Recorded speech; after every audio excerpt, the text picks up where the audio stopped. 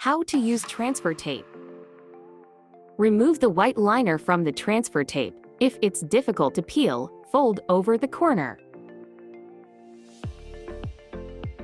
Place the transparent transfer tape over the decals, adhesive side facing down. Push down with a gift card to ensure the tape is completely stuck to the decal.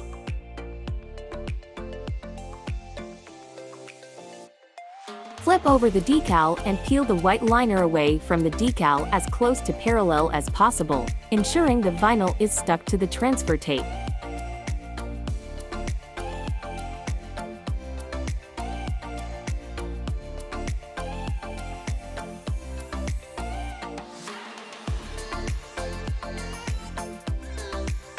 Carefully place the transfer tape with vinyl onto your cleaned and dried surface.